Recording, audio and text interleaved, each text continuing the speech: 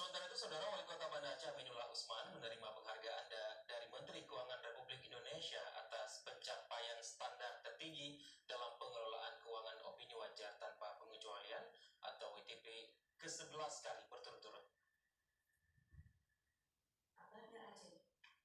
Penghargaan diserahkan PLT Gubernur Aceh Novaliasa didampingi Kakamil Ditjen Perbeneran Aceh Zaid Burhan Ibrahim di ruang serbaguna Setda Aceh pagi tadi. Kakamil Ditjen DJPB Zaid Burhan Ibrahim mengatakan penghargaan diberikan kepada pemerintah Provinsi Aceh dan pemerintah Kabupaten Kota se-Aceh yang selama 2 tahun berturut-turut meraih WTP 100%. Pada kesempatan itu, juga Zaid Burhan Ibrahim menyampaikan apresiasi kepada beberapa kabupaten kota yang meraih WTP di atas 5 kali, bahkan sampai 11 kali untuk kota Banda Aceh. Prestasi ini patut dibanggakan karena hanya beberapa pemerintah daerah yang sanggup mencapainya.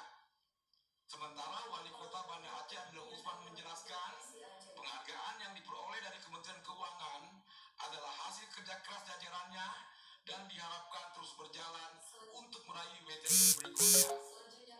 Tentunya WTP tersebut akan memberikan dampak penilaian, terutama dalam mendapatkan dana DID, DAK, dan investor tidak ragu menanamkan modalnya di Banda Aceh. Ini adalah yang satu-satunya di Aceh yang mendapatkan penghargaan 11 kali WTP. Maka oleh karena itu kepada seluruh jajaran pemerintah Kota Banda Aceh saya mengucapkan terima kasih. Aminullah Usman mengucapkan terima kasih kepada seluruh jajarannya atas kerjasama dan komitmen melaksanakan laporan keuangan sesuai SOP. Tim Liputan TVRI melaporkan.